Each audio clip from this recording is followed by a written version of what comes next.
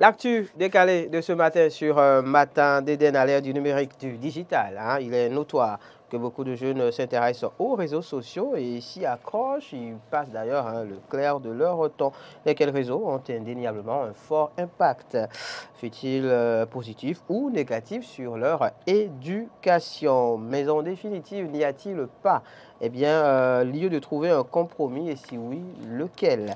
La question est donc au cœur de l'actu décalée de ce jour. On l'aborde en plateau avec mes deux confrères, Adrien Tchomakou et Afiatou Mamadou, tous deux journalistes, évidemment, confrères, ça va de soi.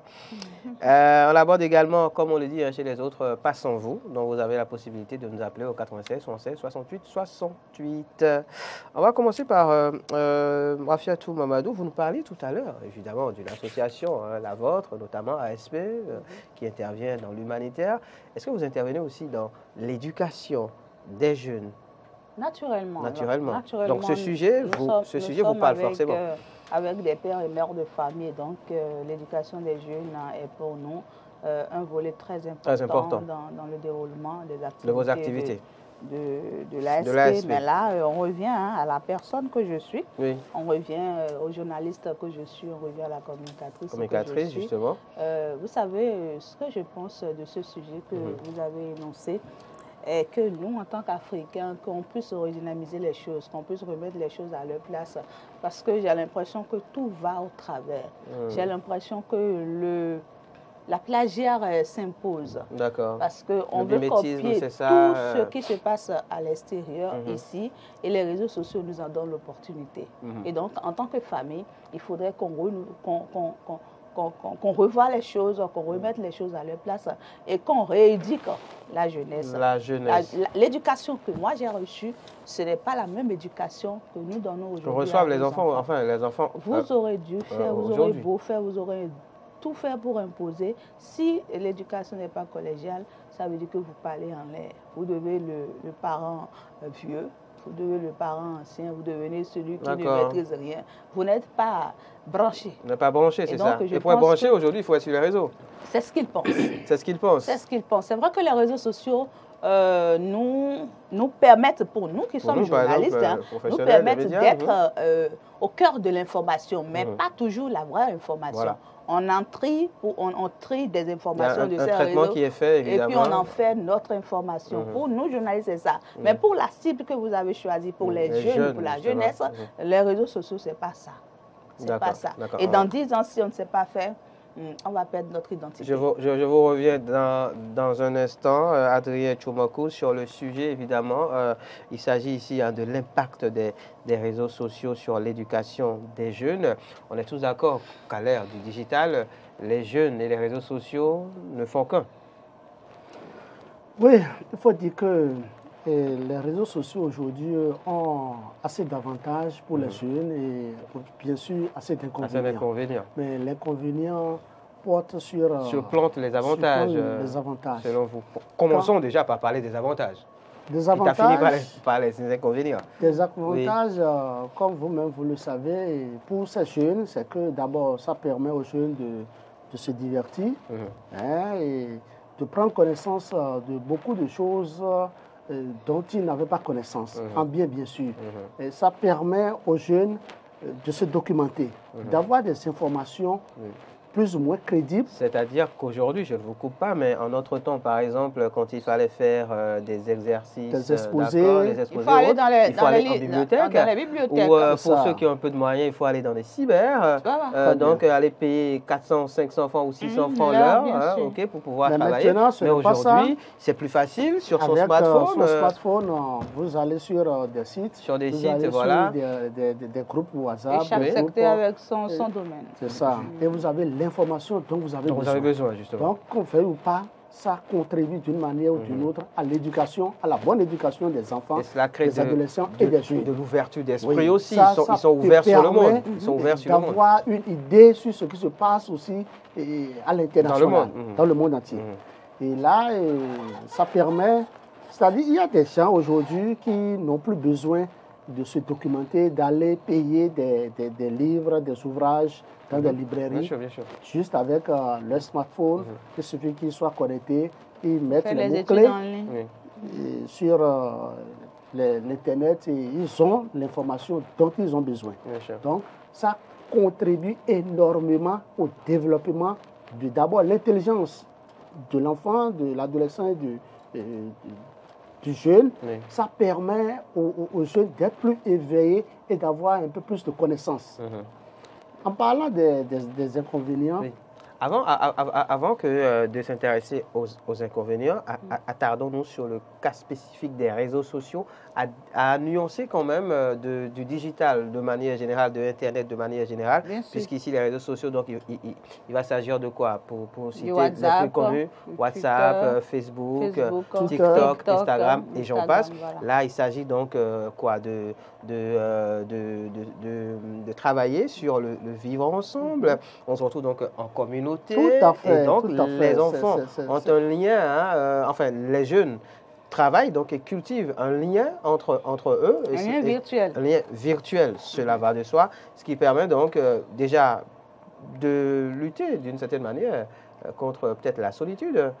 On peut s'entendre sur ça. Tout à fait. Même si, évidemment, un peu plus loin, cela peut encore développer de la solitude. Bien Mais sûr. de manière générale, oui, il y a un lien donc, qui se crée entre les jeunes. Quand on se quitte, par exemple, à l'école, une fois rentré, on peut toujours garder ce contact avec ses camarades. Bien sûr, même à l'école, il y a les jeunes qui utilisent le portable. Oui. Pendant que le professeur donne les cours, il y en a qui le font dans les casiers et qui sont toujours en communication avec leurs amis. Donc le portable, déjà, il faut, comme je viens de le dire, il faut qu'on sache comment et quand utiliser le portable. Même si ça permet d'avoir des liens plus ou moins virtuels, il faut savoir l'exploiter pour que ça profite.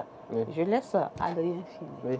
Sur la question des avantages toujours, il y a aussi cet aspect qu'il ne faut pas oublier, par exemple. À notre époque, on faisait ce qu'on appelle les lettres, les correspondances. Il fallait avoir un correspondant en France ou peut-être en Espagne et c'était pas évident. Mais aujourd'hui, avec les réseaux sociaux, je pense que sur cet aspect aussi des choses, ça se fait un peu plus facilement. Adrien? Oui, tout à fait. Et avec, avantages et inconvénients. Oui, évidements, mais Avantages intéressons nos avantages. Voilà. Intéressons nos avantages. D'abord des avantages. Oui. Avec ton smartphone, si tu as connecté par exemple WhatsApp, si c'est sur un groupe social comme WhatsApp, social, oui. Évidemment, celui qui est aux États-Unis, dans une fraction de seconde, tu peux le joindre et vous échangez au téléphone, vous écrivez, vous faites des appels focaux et ça va très vite et très bien si la connexion est de très bonne qualité. Même au sein des familles aussi, cela permet de tisser beaucoup de liens. La grande famille, par exemple. Ça permet, les réseaux sociaux, puisque nous parlons aussi de la fête des amoureux. Par exemple, dans quelques jours. Avant, nous, à notre temps, pour chercher une fille, tu vas écrire un papier, tu prends un papier, tu fais une lettre et tu essaies de la voir pendant la récréation. À la récréation ou à la sortie des cours? Oui, et tu le glisses le papier.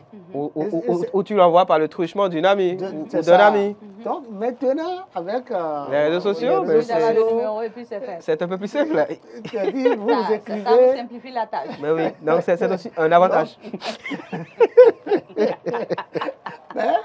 Cet avantage n'allait pas réellement. En fait, c'est pour dire qu'il y a assez d'avantages. Puisque nous sommes pris par le temps. Parlons des inconvénients. Parce que je sais que justement, vous vous impatientez que de pouvoir parler des inconvénients. Donc oui, les inconvénients. Commençons par Rafiatou Mamadou. Inconvénients, oui, rattachés aux réseaux sociaux. Inconvénients, c'est que vous avez dit tantôt que les réseaux sociaux permettent de tisser des relations. Oui, des liens, mais c'est des relations virtuelles. C'est des liens qui sont virtuels. Donc, lorsque je suis sur mon WhatsApp, toi, tu es à côté de moi, ça ne me dit rien.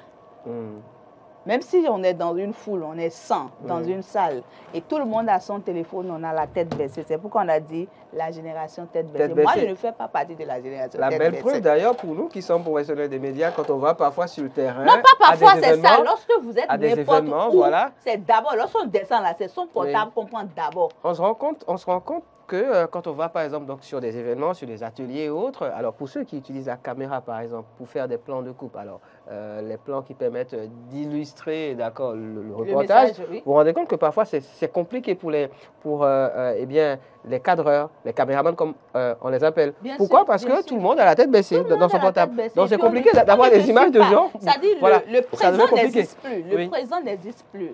Le contact, Oui. le contact Physique, physique voilà. n'existe plus avec les réseaux sociaux. Mhm. Ça, c'est le premier Ça, c'est un inconvénient premier que je veux inconvénient. D'accord. énumérer. Maintenant, il y a des pseudo-personnes Oui. qui se cachent derrière Derrière ces réseaux certains sociaux profils en fait. pour faire des choses qui ne sont pas bien. Mhm. Lorsque vous avez dit tantôt qu'on peut avoir des amis Correspondre en avec Espagne, voilà, on peut correspondre n'importe qui avec, aux États-Unis, au Canada, mais qu'est-ce que vous même faites en de que Afghanistan. Qu'est-ce que vous faites de que c'est la bonne personne? Mhm. Quelqu'un qui est dans votre quartier Mhm. peut s'inscrire, il suffit qu'il ait la photos, cible, je ne sais des comment, informations qui qu'il faut. s'inscrivent sur ces réseaux sociaux-là et qui sont en train de vous bluffer. Mhm. Vous êtes dans le même quartier, dans la même maison, même parfois. Et c'est lorsque vous décidez de vous découvrir que vous On se rend compte constatez qu'on a été... Est-ce que même la découverte se fait? Mhm. Parce qu'on se donne des rendez-vous qui ne tiennent pas, Qui on ne se tiennent donne des pas. rendez-vous qui ne tiennent pas et finalement, c'est l'autre qui est découragé et puis il va ailleurs. Mhm. Et sur la même personne peut faire des milliers de victimes. Bien sûr. C'est Bien les sûr. réseaux sociaux qu'elles sont. C'est autant La d'inconvénients, donc cybercriminalité, la cybercriminalité n'est-ce par pas? exemple. Donc c'est aussi un Autant inconvénient. d'inconvénients. Les réseaux sociaux aujourd'hui, ça rend paresseux. Mhm. La dernière fois, j'avais une réunion avec un partenaire et il m'a dit je lui ferai le PV. Ok. PV écrit. Procès verbal. Mhm. Et que les participants doivent signer. Wow. J'ai dit, yeah. Ça se fait ça encore? Il y a longtemps, j'ai tenu le piquet. Il dit, oui, tu le feras.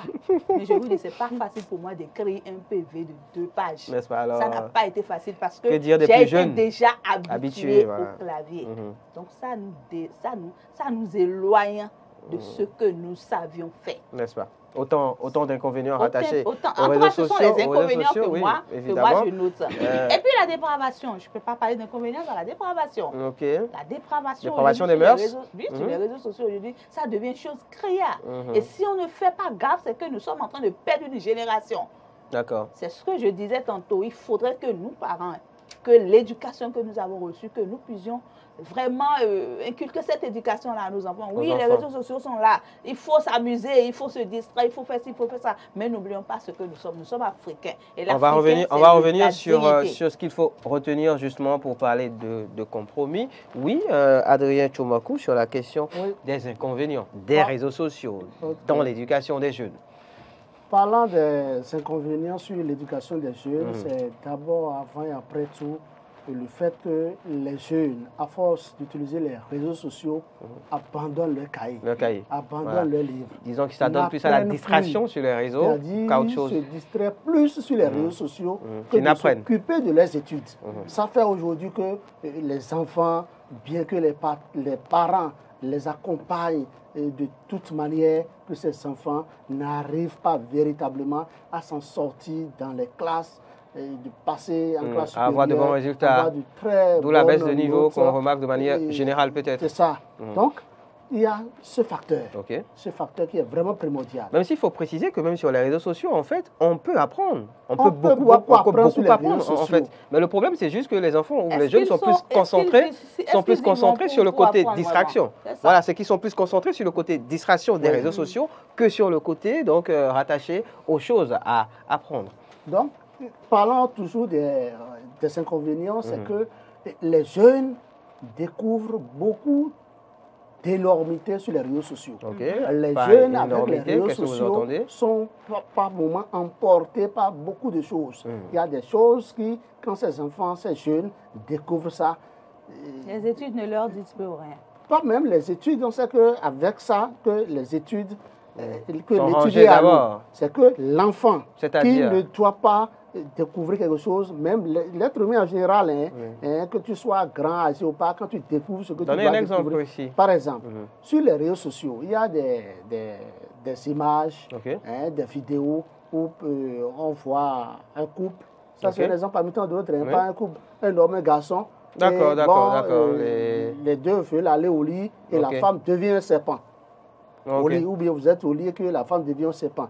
Quand celui qui n'était pas vraiment mis dans la tête découvre ça, il peut être traumatisé. Traumatisé et début de surménage, des trucs comme ça. D'accord. Donc, oui, Maintenant, comme aussi inconvénient, il y a ce que nous condamnons, par exemple, nous, à Foyer d'Amour ONG, puisque je vous l'ai dit tout à l'heure, je suis président d'une ONG, Foyer d'Amour ONG, que vous connaissez très bien. Mais nous luttons actuellement contre les cestas. Les cestas, en fait. Oui, les cestas. Les vidéos, pornographiques, tournées. Comment on les appelle? Les tontines sexuelles. Ok, oui, c'est vrai que c'est une pratique aussi qui s'est développée au travers des réseaux sociaux. Ça se développe dans mon pays. Au Bénin, ça se développe. La tontine sorcière. Vous en avez déjà sexuelle. Oui, la tontine sorcière. Pour ceux qui ne savent pas de quoi il s'agit, il faut que je l'explique, puisque moi, j'ai entendu parler de cela, mais vous y avez participé aussi, c'est ça? C'est au Bénin. Vous y avez participé? Il y a participé. J'ai participé. Il en organise en fait. Il en organise en fait. Je vous explique comment ça se fait. Très rapidement. Oui, je veux connaître. Tontine sexuelle, c'est que comme vous êtes dans des groupes WhatsApp, et c'est souvent les femmes qui font le truc, le jeu.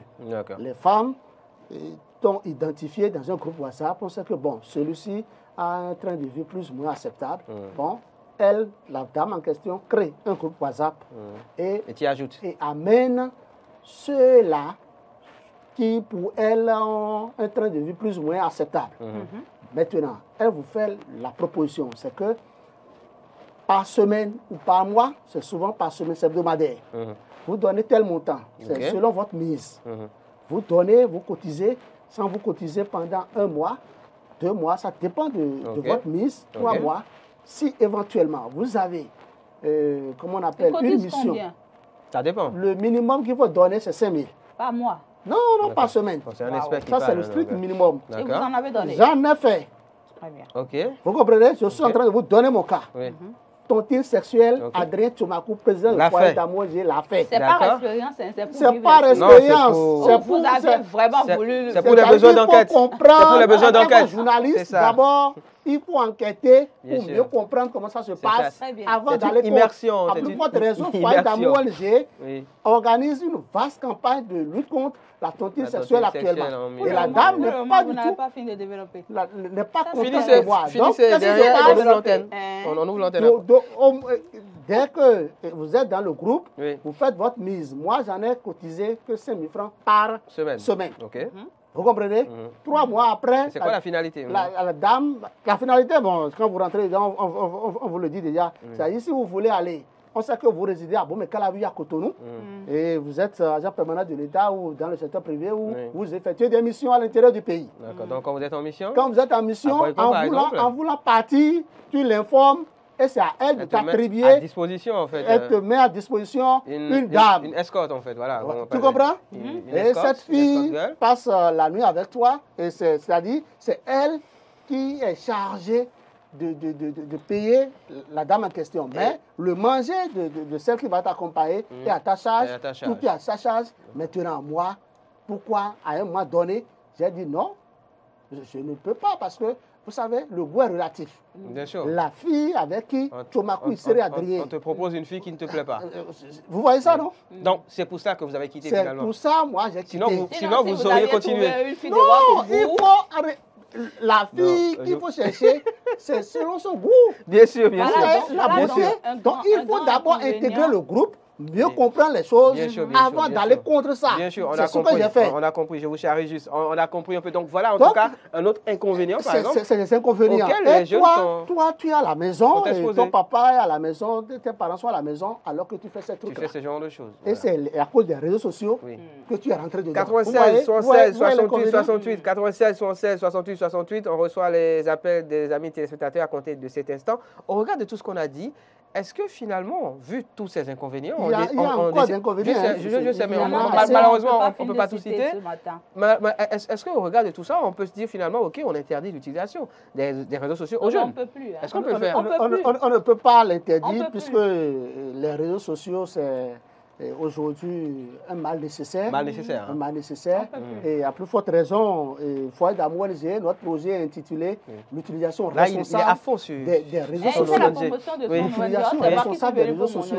Donc, en réalité, c'est vrai, le gouvernement, il y a une agence qui est créée. J'ai oublié le nom de l'agence et qui est située là où un peu avant le carrefour des 3 banques là, quand on quitte la mosquée, l'ancienne mosquée centrale de Cotonou, de Songo plutôt. Ouais, c'est quelque part là. Il y avait les rails là. Ok, oui. Oui.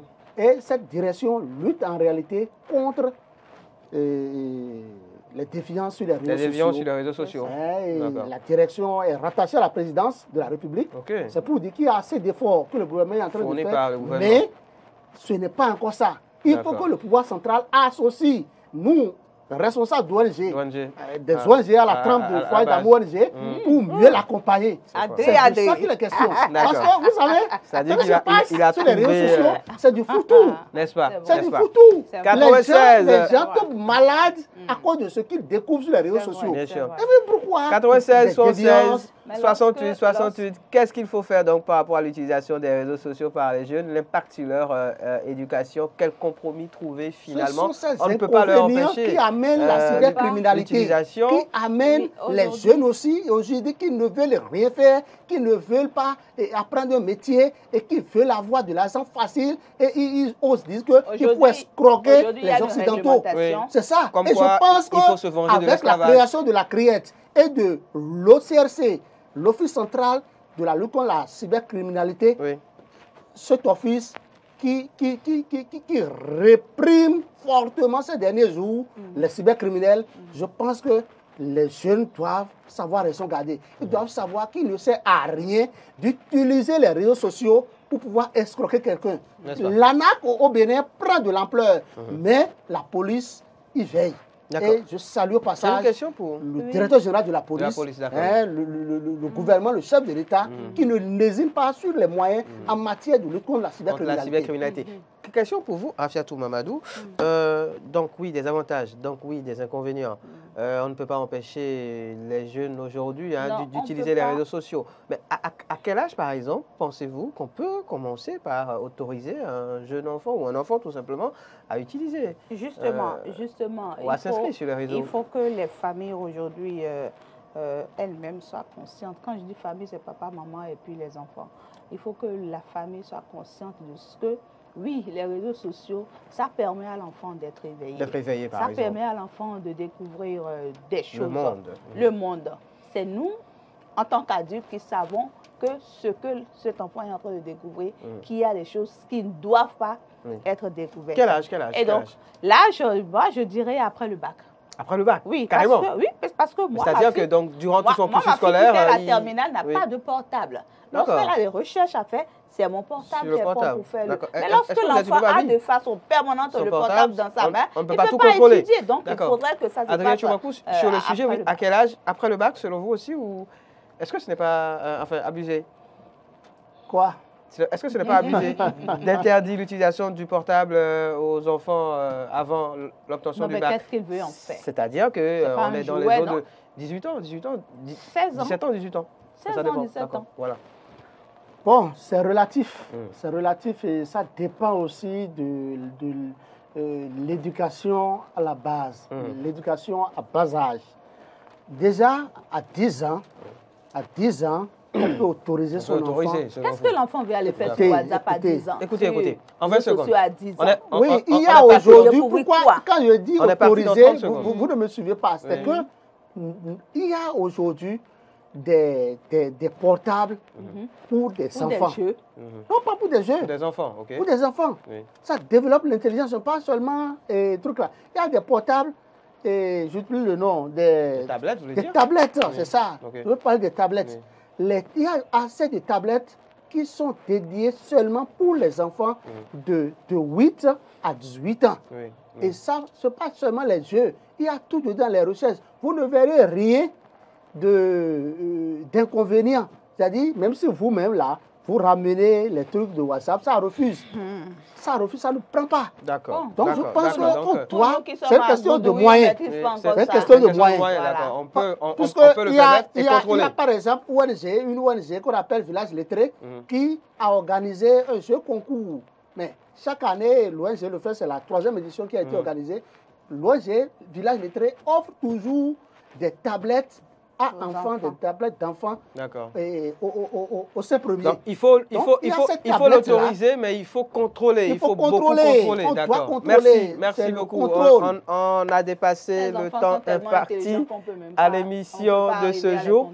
Un conseil aux parents en 20 secondes. D'abord, je rappelle les téléspectateurs de la tenue effective de l'Assemblée générale de l'ASP les 11 et 12 février prochains. Ça, on l'a compris, Je suis là pour ça. Conseil aux parents. Conseil pour les parents, c'est d'avoir les yeux éveillés sur nos enfants. Sur nos enfants. Et prions pour les enfants aussi. Conseil. Conseil, le gouvernement, c'est vrai, nous sommes dans un État démocratique où c'est la liberté d'expression, mais le gouvernement doit réfléchir autrement. Les députés, s'il faut les mettre à contribution pour qu'on légifère. Pour qu'on légifère. Vous savez, en Chine, par exemple, les réseaux sociaux sont contrôlés en Chine. En Chine, nous, on est allé en Chine, il n'y a pas de Facebook en Chine. C'est le gouvernement, si le gouvernement dit aujourd'hui que personne ne doit plus utiliser WhatsApp au Bénin, l'appareil existe. On peut le faire. Patrice Talon a les moyens pour ça. Si le gouvernement dit que personne ne doit plus utiliser Facebook, c'est déjà arrivé pendant les élections. Non, ça, pour connexion, ça c'est autre chose. Mais il y a un appareil que l'État détient. Et avec son appareil, on peut supprimer des réseaux sociaux, on peut restreindre, on peut encadrer, et on peut mieux gérer, mieux contrôler tout ce que nous... Oui, parce que nos enfants aujourd'hui, c'est-à-dire les réseaux sociaux assassinent petit à petit les enfants. Tu n'as pas oublié, Merci. On a oublié de dire que les réseaux sociaux divisent les foyers. Aussi, mais bon, ça c'était notre point de la question. Merci beaucoup à Rafiatou Mamadou d'être venu en plateau. Merci à vous aussi, Adrien Tchobakou. Merci à tous ceux qui nous ont suivis. On parlait donc de l'impact des réseaux sociaux sur l'éducation des jeunes. Quel compromis trouver, oui, leur permettre de l'utiliser, mais en gardant un contrôle donc sur l'utilisation qui en est faite. Ça peut faire de l'actu décalé, ça peut faire de matin et de ce jour. Rendez-vous demain pour un autre numéro encore plus plaisant. À la présentation, Maurice Agua. Quant à moi, nous nous retrouvons lundi prochain. Bonne suite de journée à chacun.